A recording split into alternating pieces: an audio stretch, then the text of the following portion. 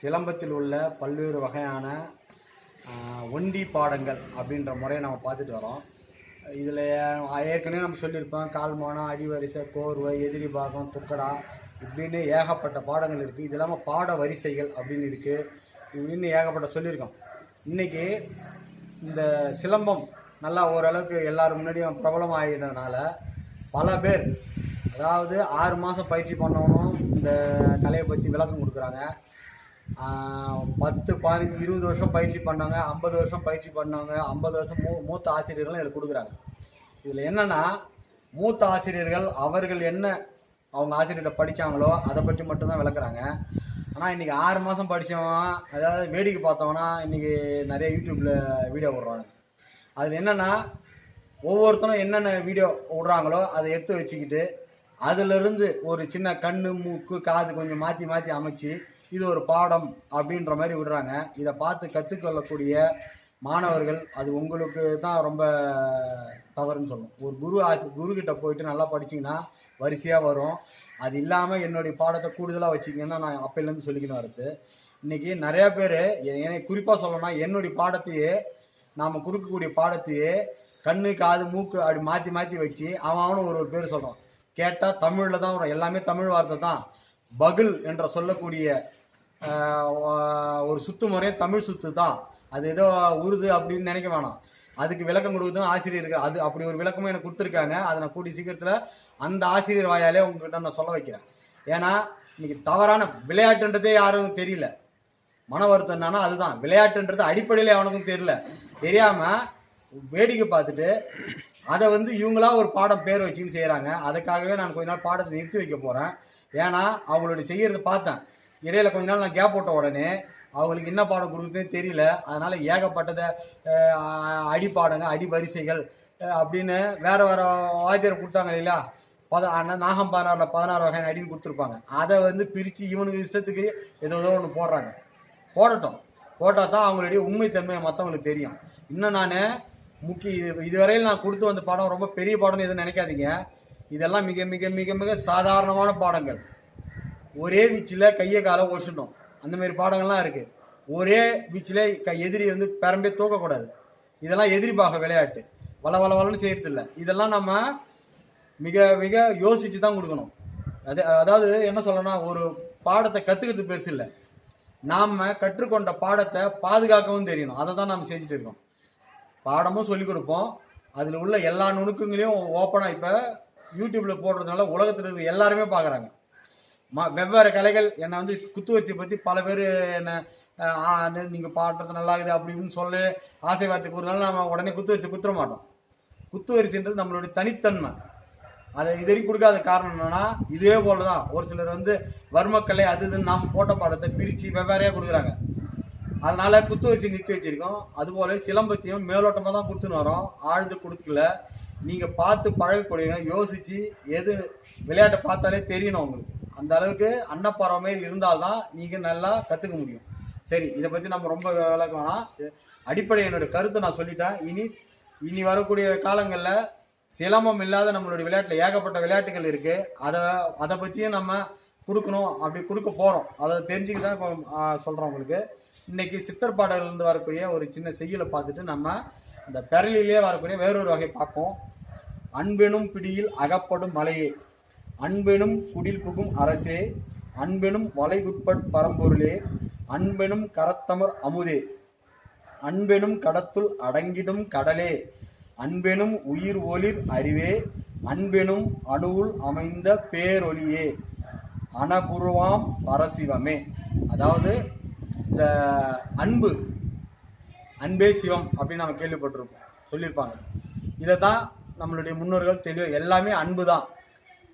என்னது, இறைவன் கிட்ட வைக்கிற அன்பு மட்டும் இல்லை, எல்லா உயிர்களை விட நம்ம அன்பு செலுத்தணும். அதை தான் இந்த செய்யுள் மூலிமா நம்ம படித்து சொல்லியிருக்கோம்.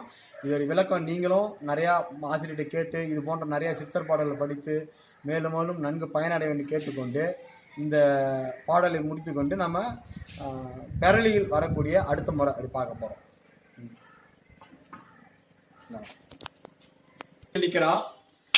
பெரளி, இந்த பெரளியில் பல வகையில் அப்படியே பின்பக்கம் போட்டு அப்படியே பிறந்து இப்படி செஞ்சுருக்கோம். அதுக்கு அடுத்து இந்த நிலையிலிருந்து அப்படியே பெரம் மாற்றி இப்படி பெரலத்தை பார்த்துருப்போம். பெரலில் ஏகப்பட்ட வகை நான் சொல்லியிருப்பேன். இப்போ ஒரு வாரல் குத்து எப்படி செய்யுது, இதுவும் பெரலி வகை. அதாவது சொருகால் முறையில் வரும், பெரலி தான் இது. அதாவது ஒரு வாரல், அந்த வாரல் இழுத்து வச்சு அப்படியே ஒரு குத்து. சொருகால் பற்றி விளக்கும் போது உங்களுக்கு தெளிவாக நான் சொல்கிறேன். இதை பாருங்க, ஒரு வாரல் அப்படியே காலு நின்ன வாக்கில் இருந்து பெறணும், ஏற்றி வச்சு ஒரு வாரல் எதிரி அப்படியே ஈழ்கிறோம், ஈர்த்து கரண்டு நிலம் ஆயிடுச்சு, மீண்டும் ஒரு குத்து எதிரி. இதுதான் இது ஒரு நிலை. அதுக்கு அடுத்து அதே ரெண்டாவது ஒரு வாரல் அடித்தோம், ஏற்றி வச்சோம், ஒரு குத்து. இதுதான் இப்போ இறக்க போகிறோம். கால் ஒரு வாரல் ஏற்றி வச்சு ஒரு குத்து.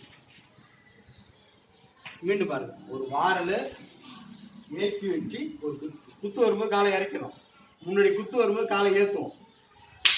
சிலம்பத்தில் உள்ள ஒவ்வொரு அசைவுகளுக்கும் நம்மளால முடிஞ்ச வரைக்கும் தெளிவான விளக்கம் கொடுக்குறோம். இந்த குத்து வரும்போது காலை ஏற்றணும், குத்து வரும்போது காலை இறக்கணும். இதெல்லாம் அடிப்படை விதிகள். எப்படி நம்ம எந்த காலை ஏற்றும் போது எந்த பக்கத்து குத்து வருது, எந்த காலை வைக்கும்போது எப்படி நம்ம முகம் பார்க்கணும், இதெல்லாம் அடிப்படை. இது புரிஞ்சால்தான் நம்ம எல்லா பாடத்தையும் நீங்கள் அடிப்படையில் தெளிவாக புரிஞ்சிட்டீங்கன்னா, உங்களுக்கு சேலஞ்ச் பண்ணி சொல்கிறேன், உலகத்தில் எந்த விளையாட்டு வேணாலும் பாருங்கள், நம்மளுடைய கால்மானம் நம்மளுடைய அசைவுகள் இல்லாத கிடையவே கிடையாது. எதுவுமே சிலம்பம் குத்து வரிசை இது ரெண்டுத்தையும் நீங்கள் ஒழுங்காக படிச்சுட்டிங்கன்னா உலகத்தில் எந்த விளையாட்டை வேணாலும் நீங்கள் பாருங்கள், அந்த விளையாட்டு நம்மளுடைய கால்மானத்தில் தான் அவங்க நிற்க முடியும். ஏன்னா நம்மளுடைய விளையாட்டு நேற்று இன்று இல்லை 1000 வருஷம் 2000 வருஷம் இல்லை, பல ஆண்டுகளுக்கு முற்பட்ட தற்காப்பு கலை இது. கானகத்தில் வாழ்ந்த மனிதன் ஒரு உயிரினம் எப்படியெல்லாம் சண்டை போடுது, எப்படிலாம், அதாவது தன் உணவுக்காக, தன்னுடைய இனப்பெருக்கத்துக்காக, எல்லாத்துக்குமே போராட்டம், சண்டை. தற்காப்பு இல்லாத உயிரினங்களே கிடையாது. இன்னும் நிறைய பேர் சொல்லுவாங்க இந்த கலை தான் முதல்ல தோன்றுது, அவங்க படித்த கலை தான் முதல்ல தோன்றுன்னு சொல்லுவாங்க. நான் கேட்குற ஒரே கேள்வி, இந்த உலகத்தில் வாழ்கிற ஒவ்வொரு உயிரினமும் போர் புரியாத உயிரினம் ஏதாவது ஒன்று இருக்கா? எறும்புலேருந்து யானை வரைக்கும் சண்டை செய்யும். ஆனால் அதே எறும்புலேருந்து யானை வரைக்கும் பாட தெரியுமா, ஆட தெரியுமா, இல்லை இசை வாசிக்க தெரியுமா, வேற ஏதாவது தெரியுமா? தற்காப்பு கலை என்ற போர், உயிரினங்கள் வாழ்வதற்கு போர் முறை மிக மிக மிக அவசியம். நான் படித்தேன் தற்காப்பு கலை, அதனால நான் உயிரோக பேச நினைக்க வேணாம். நல்லா நீங்கள் யோசிச்சு பாருங்க, உலகத்தில் உள்ள எல்லா உயிரினங்களுக்கும் தற்காப்பு கலை தெரியும். அதுலேருந்து பிரித்து எடுத்து தான் நம்மளுடைய கலை. அதனால நம்ம இந்த கலையை பயிலுறதுலாம் மிக பெருமையாக நினைக்கிறேன். மிகவும் இதில் உள்ள நுணுக்கங்களை விளக்குறது மூலியம் இன்னும் நம்ம மிக மிக சந்தோஷம் அடையும். பாருங்க, ஒரு வாரல் ஏற்றி வச்சு ஒரு வாரல், அந்த வாரலை போன முடிச்சு அழி பெரலி குத்துக்கு எப்படி கை வருது பாருங்க, குத்து. இது ஒரு சைக்கிள். அதுக்கு அடுத்த புறம் மீண்டும் வலது காலை தூக்கி வச்சு ஒரு வாரல் அப்படி ஏற்றி வாரல் அடித்த மூச்சுக்கு கை உடலோட ஒட்டி வந்து இந்த குத்துவாங்க. இப்போ 2 ஸ்டெப்பு ஏறிட்டோம், அடுத்து இறங்க போகிறோம். அதே வாரல் கொடுக்கும்போது காலை இறக்குறோம், இறக்கிட்டு அப்படியே பெறணும், பெரலி குத்தும்போது காலை இறக்குறோம். இவ்வளோ அசைவுகளும் ஒரே சமயத்தில் செய்யணும். மீண்டும் ஒரு வாரல் பெரலி குத்து, ஒரு வாரல் பெரலி குத்து. மீண்டும் பாருங்க, ஒரு வாரல்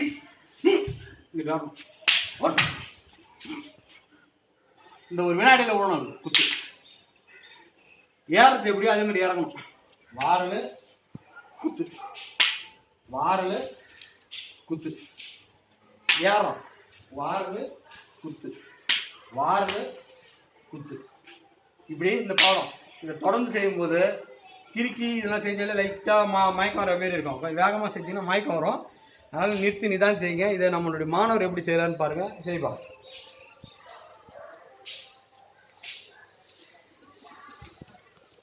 வாரல் பெரலி குத்து, வாரல் பெரலி குத்து, வாரல் பெரலி குத்து, இறக்கம். இது வாரல் பெரலி குத்து, வாரல் பெரலி குத்து, ஏத்தம், வாரல் பெரலி குத்து, வாரல் பெரலி குத்து, பெரலி குத்து, இறக்கம். சரியா? குத்து ஏத்து, வாரல் ஒரே சமயத்தில் சமநிலையில் இருக்கும். Ready start. ஒன்றில் நில்லு. வாரல் பெரலி குத்து. வாரல் பெரலி குத்து. ஒரு ஸ்டெப்பு தான் ஏறுறோம். ஒரு ஸ்டெப்பு ஏற்றி அந்த குத்தை வச்சு மறுபடியும் ஏற்றணும், இறக்கணும். வாரல் பெரலி குத்து. வாரல் பெரலி குத்து. இந்த குத்தை ரெண்டும் ஒரே டைரக்ஷன் தான் நம்ம இப்போ காட்டுறோம். மீண்டும் மீண்டும் செய்யுங்க. இது தொடர்ந்து செஞ்சால் மயக்கம் வர பேர் இருக்கும், அதனால் நிதானமாக செய்யுங்க. பெரலி குத்து. வாரல் பெரலி குத்து. வாரல் பெரலி குத்து. இறக்கம். அங்கே கால் அசைவு, கை எப்படி பிடிச்சிருக்காங்க, இதெல்லாம் நீங்கள் உன்னிப்பாக கவனிக்கணும். சமநிலையில் இருப்போம். இந்த பாடத்தில் ஒரே சமயத்தில் வாரல் கொடுக்குறோம். வாரல் கொடுத்துக்கும் போது காலை ஏற்று உடனே உடம்பு திரும்புது. பெரண்டு அப்படியே எதிரி குத்துறோம். இந்த எதிரி, அதாவது ஒரு வாரல்ன்றது கீழிருந்து போகக்கூடிய அடி, குத்துன்றது வயிற்றுக்கோ மார்போ நேராக போகக்கூடிய குத்து. இந்த மாதிரி அடியை மாற்றி கொடுக்கும்போது தான் எதிரியை ஏமாற்ற முடியும். ஏமாத்துற படம் நிறையா இருக்குது. எதிரி பார்க்கணும் வந்துட்டிங்கன்னா சொல்லி சொல்லி சொல்லி இப்படி செய்யணும், சரிங்களா? அந்த மாதிரி ஏகப்பட்ட விஷயங்கள் நம்மளுடைய தற்காப்பு கலையில் அமைந்திருக்கு. அதாவது நம்ம கலையை ஒரு 3 மாதத்தில் கற்றுக்கலாமா, 6 மாதத்தில் கற்றுக்கலாமா, இப்படி டைமெல்லாம் விதிக்க முடியாது. ஏன்னா அவ்வளோ பாடங்கள் இது அமைஞ்சிருக்கு. அதுவும் இல்லாமல் நான் இன்னொன்று சொல்வது என்னென்னா, என்கிட்ட மட்டும்தான் இந்த மாதிரி பாடம் நினைக்க வேணாம். என்கிட்ட ஒரு வகையான பாடங்கள். இது போலவே ஒவ்வொரு ஆசிரியர்கிட்டையும் தனிச்சிறப்பு இருக்குது. அவங்கவுங்ககிட்டையும் ஒரு சில பாடங்கள் நல்லா இருக்குது. நல்ல நல்ல கால்மானங்கள், அந்த அசைவுகள், இதெல்லாம் வெவ்வேறு வகையில் இருக்குது. நான் கற்றுக்கின ஆசிரியர் எனக்கு இப்படி கற்றுக் கொடுத்தாரு, அவங்க ஆசிரியர் இதே பாடத்தை வேறு மாதிரி சொல்லி கொடுத்துருப்பாங்க. அவ்வளோதான் வித்தியாசம். அதற்காக அதாவது கால் அசைவத்தை கண்டுபிடிக்க முடியும். இது எப்படி வரும், எப்படி இருக்கு செய்கிறாங்கன்னு ஏனோ தானோன்னு செய்யறதில்ல. இன்றைக்கி பல பேர் மேல்நாட்டு கலையான கராத்தே, கும்ஃபு அதெல்லாம் கற்றுக்கிட்டு அதில் ஷைன் பண்ண முடியாமல், அதுலேயும் இல்லாமல் இதுலேயும் இல்லாமல் ஒரு குழப்பமான மனநிலையில் இன்றைக்கி நிறைய பேர் இருக்கிறோம். அவன் வந்துன்னா முழுக்க செய்கிறதெல்லாம் கராத்தே மூவ்மெண்ட் செஞ்சுட்டு இது குத்து வரிசைன்னு சொல்கிறான்.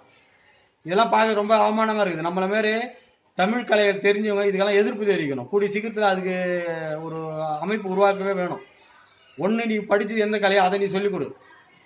நம்மளுக்கு விளையாட்டை பற்றி இங்கே ஏகப்பட்ட ஆசிரியர்கள் இருக்கிறாங்க. அவங்கெல்லாம் இன்னும் வெளி உலகத்தை தெரியாமல் அப்படியே கொஞ்சம் அமைதியாக இருக்கிறாங்க. இப்போ அவங்கெல்லாம் தட்டி எழுப்பி இதுக்கு ஒரு புரட்சி உருவாக்க வேண்டிய காலகட்டம் வந்துடுச்சு.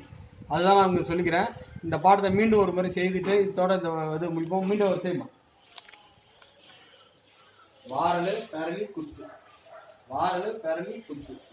வாரல் பெரலி குத்து. இறக்கம். இவரை வேகமாக செஞ்சீங்கன்னா உங்களுக்கு மயக்கம் வரும். அதனால நிதானமாக செய்யுங்க.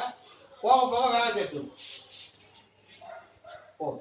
இதுவரையில் பெரலியில் வரக்கூடிய பாடங்களை நம்ம பார்த்துட்டு வரோம். தொடர்ந்து கடந்த சில வாரங்களாக பார்த்துட்டு வரோம். இந்த பாடத்தை நல்லா பயிற்சி பண்ணுங்க. இதுபோல் நிறைய பாடங்கள் இருக்குது. இனி அடுத்த வகுப்பில் வேறொரு இதுபோல் சிறந்த பாடத்தை, ஒண்டி பாடங்களை உங்களுக்கு நான் கொடுக்குறேன். நன்றி, வணக்கம்.